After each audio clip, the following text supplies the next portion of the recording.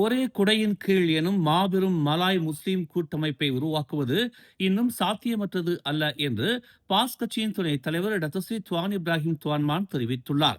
இஸ்லாத்தை அடிப்படையாக கொண்ட ஒற்றுமைக்கு திரும்புவதற்கு அழைப்பு விடுத்த அவர் 15வது பொதுத் தேர்தலின் போது மலாய் முஸ்லிம் அரசியல் சக்தியை உருவாக்க முயற்சித்த ஆனால் தோல்வி அடைந்த பாஸ் அம்னோ பெசாத்து கூட்டணியை மறுபரிசீலனை செய்வது முஸ்லிம்கள் மத்தியில் பிளவு நீடிக்கும் வரை மேலும் சவாலானது என்று தெரிவித்துள்ளார்.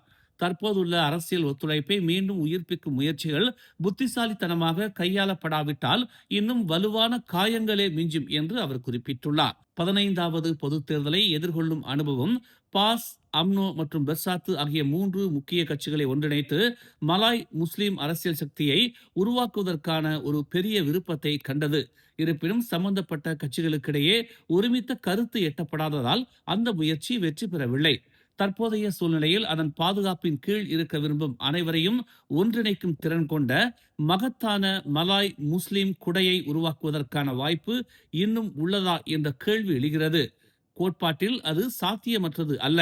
இருப்பினும் உண்மையில் பிளவு தொடர்ந்து முஸ்லிம்களை பலவீனப்படுத்தும் நிலையில் மேலும் மேலும் அது சவால் ஆகிறது என்று துவான் இப்ராஹிம் துவான்மான் தெரிவித்துள்ளார். ஒரு அமைப்புக்குள் உள் கொந்தளிப்பு மற்றும் நெருக்கடிகள் இருக்கும் தான். இருப்பினும் அரசியல் கட்சிகளை பொறுத்தவரை நெருக்கடிகள் தொடர்ந்து பொதுமக்களின் கண்காணிப்பில் இருப்பதால் அவை மிக எளிதாக பரவுகின்றன என்று அவர் கூறினார். உண்மை வெற்றி பெறுவது மெதுவாக இருக்கலாம், ஆனால் அது நிச்சயமாக வரும். பொய் அது எவ்வளவு உறுதியாக தோன்றினாலும் அதன் நேரம் வரும்போது சரிந்து விடும். அது அல்லாவின் வாக்குறுதி, இதை நம்ப வேண்டும் என்று அவர் கூறினார். ஞாயிற்றுக்கிழமை பிரிகாத்தா நேஷனல் பெர்சாத்துவிலிருந்து நீக்கப்பட்டதை தொடர்ந்து எதிர்க்கட்சி தலைவராக டத்தஸ்ரீ ஹம்சா ஜைனுடீனின் நிலைப்பாடு குறித்து விவாதிக்கப்படும் என்று துவான் இப்ராஹிம் கூறினார். இந்த விவகாரத்தில் அனைத்து எதிர்க்கட்சி நாடாளுமன்ற உறுப்பினர்களும் ஈடுபடுவார்கள் என்றும் அவர் தெரிவித்தார். பகாங் சுல்தான் அல் சுல்தான் அப்துல்லா சுல்தான் அமாட் ஷா நேற்று செராட்டங்கில் ஒரு நபர் தனது குடும்பத்தினரையும் தன்னையும் கொன்றதாக கூறப்படும் துயர சம்பவம் குறித்து ஆழ்ந்த வருத்தத்தையும் ஏமாற்றத்தையும் வெளிப்படுத்தியுள்ளார். பகாங் ஆட்சியாளர் இச்சம்பவம் ஒரு முழு குடும்பத்தையும் உள்ளடக்கியது என்பதால் மிகவும் அதிர்ச்சி அளிக்கும் சம்பவம் என்று விவரித்துள்ளார். பெர்னாமா அறிக்கையில் தங்களை சுற்றி உள்ளவர்களின் நடத்தை மாற்றங்கள் குறித்து விழிப்புடன் இருக்குமாறு சுல்தான் பொதுமக்களை வலியுறுத்தினார். இது நடந்திருக்க கூடாது என்று அவர் கூறினார். பகாங்கின் ஆட்சியாளராக இது போன்ற போக்குகளை காட்டுபவர்களிடம் எச்சரிக்கையாகவும் அவதானமாகவும் இருக்குமாறு பொதுமக்களை தாம் அறிவுறுத்துவதாக அவர் தெரிவித்துள்ளார். பாதிக்கப்பட்டவர்களுக்காக பிரார்த்தனை செய்யுமாறு பொதுமக்களை அவர் கேட்டுக்கொண்டார். 32 வயது நபர் ஒருவர் கூர்மையான ஆயுதத்தால் தனது 28 வயது மனைவி, 55 வயது தாய் மற்றும் அவர்களது 2 இளம் மகள்களை கொன்றதாக நம்பப்படும் சம்பவம் பெரும் அதிர்ச்சியை ஏற்படுத்தியுள்ளது. நேற்று மாலை சம்பான் சுங்கை காடோட்டில் 25 வயது இளைஞர் ஒருவர் தனது கார் ஆற்றில் விழுந்ததில் பரிதாபமாக உயிரிழந்தார். ஓட்டுநர் சம்பவ இடத்திலேயே இறந்து விட்டதாக மருத்துவ பணியாளர்கள் உறுதிப்படுத்தியதாக நெகிரி செம்பிலான் தீயணைப்பு மற்றும் மீட்புத்துறை தெரிவித்துள்ளது. தங்கள் குழு காருக்குள் இருந்து பாதிக்கப்பட்டவரின் உடலை மீட்டெடுத்ததாக தெரிவிக்கப்பட்டுள்ளது. மேலதிக நடவடிக்கைகளுக்காக உடல் காவல்துறையிடம் ஒப்படைக்கப்பட்டுள்ளது. இச்சம்பவம் தொடர்பாக நேற்று மாலை 5 மணிக்கு அவசர அழைப்பு வந்ததால் சனாவாங் மற்றும் ரந்தாவ் தீயணைப்பு மற்றும் மீட்பு நிலையங்களில் இருந்து 14 அதிகாரிகள் மற்றும் பணியாளர்கள் சம்பவ இடத்திற்கு அனுப்பி வைக்கப்பட்டதாக தெரிவிக்கப்பட்டுள்ளது. ஸ்ரம்பானில் உள்ள ஒரு உணவகத்திற்கு உள்நாட்டு வர்த்தக மற்றும் வாழ்க்கை செலவின அமைச்சு நோட்டீஸ் அனுப்பியுள்ளது. ஒரு உணவகத்தில் தனக்கும் தனது உறவுகளுக்கும் 70 ரிங்கிட் மட்டுமே மதிப்புள்ள உணவு மற்றும் பானங்களுக்கு 120 ரிங்கிட் வசூலிக்கப்பட்டதாக ஒரு நபர் கூறிய வீடியோ வைரலானதை அடுத்து விளக்கம் கோரி நோட்டீஸ் அனுப்பப்பட்டுள்ளதாக அமைச்சு தெரிவித்துள்ளது. நெகிரி செம்பிலான் உள்நாட்டு வர்த்தகம் மற்றும் வாழ்க்கை செலவின அமைச்சின் இயக்குனர் ஜாகிர் மஸ்லான் உணவகத்திற்கு 4 நாட்களுக்குள் அதன் விலையை விளக்குமாறு நோட்டீஸ் அனுப்பப்பட்டுள்ளதாக தெரிவித்துள்ளார்.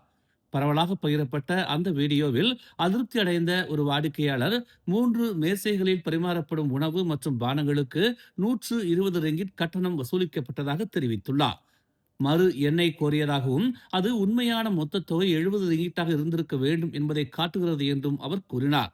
மறு எண்ணுக்காக 1 மணி நேரம் காத்திருக்க வேண்டி இருந்தது என்றும் அவர் குற்றம் சாட்டினார். அந்த வீடியோவில் ரொட்டி சனாயை மட்டும் சாப்பிட்டுவிட்டு 120 ரிங்கிட் வசூலிக்க வேண்டுமா, பணத்தை திருப்பி கொடுங்கள், ஏமாற்றாதீர்கள் என்று சம்பந்தப்பட்ட நபர் கத்தும் காட்சி இடம்பெற்றுள்ளது. நேற்று வாகனம் மீது மரம் விழுந்ததில் பாதிக்கப்பட்ட 2 UITM விரிவுரையாளர்கள் ஷியாலா மருத்துவமனையில் அனுமதிக்கப்பட்ட நிலையில் தற்போது சுய நினைவுடன் உள்ளதாக தெரிவிக்கப்பட்டுள்ளது. டாக்டர் நூர் ஷகீரா அப்துல் அசீஸ் மற்றும் டாக்டர் ஷரீனா ஃபைருல் அப்துல் மனாஃப் ஆகிய சம்பந்தப்பட்ட இருவரின் கணினிமயமாக்கப்பட்ட சிடி ஸ்கேன் அறிக்கைகள் இன்னும் பெறப்படவில்லை என்று UITM உதவி துணைவேந்தர் பேராசிரியர் டாக்டர் இஸ்மி ரோஹா முகமது ஜைஸ் தெரிவித்தார். டாக்டர் நூர் ஷகீதாவின் தலையில் 8 தையல்கள் போடப்பட்டு C2 முதுகெலும்பு உடைந்தது. அதே நேரத்தில் டாக்டர் ஷரீனா ஃபைரூஸின் T5 முதுகெலும்பும் உடைந்ததாக அவர் குறிப்பிட்டுள்ளார். அலோஸ்டார் சுங்கை கம்போங் கலாமில் நீந்தும் போது 17 வயது மாணவர் ஒருவர் நீரில் மூழ்கி இறந்தார். SMK டாருல் அமானில் 5ஆம் படிவம் படிக்கும் பாதிக்கப்பட்டவர் சம்பவத்திற்கு முன்பு 4 நண்பர்களுடன் ஆற்றுக்கு சென்றிருந்தார். நேற்று மாலை 5:30 மணியளவில் பாதிக்கப்பட்டவரும் அவரது நண்பர்களும் தமான் தெர்காஜயாவிலிருந்து ஆற்றுக்கு நீந்தச் சென்றனர். தண்ணீரில் இருந்தபோது அவரது நண்பர்கள் அவர் போராடுவதை கண்டனர். இறுதியில் அவர் மூழ்கியுள்ளார். அவரை மீட்க முயன்று அந்த முயற்சி தோல்வியடைந்தது. இதனால் அவர் ஆற்றின் நடுவில் காணாமல் போனார். பின்னர் அவர்கள் பொதுமக்களை காவல்துறைக்கு தகவல் தெரிவிக்குமாறு அழைப்பு விடுத்துள்ளதாக கோத்தாஸ்டார் மாவட்ட காவல்துறை தலைவர் சயித் பஸ்ரி சைட் அலி ஒரு அறிக்கையில் தெரிவித்தார். மாலை 6:20 மணிக்கு அவசர அழைப்பு வந்தது.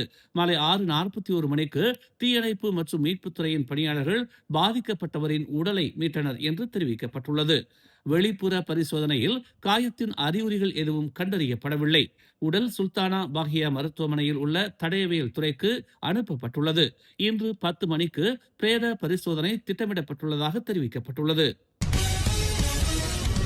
மேலும் செய்திகளை தெரிந்து கொள்ள தமிழ் மலர் இணையதளம், தமிழ் மலர் செயலி மற்றும் மலர் டிவி யூடியூப் சேனலை வலம் வாருங்கள்.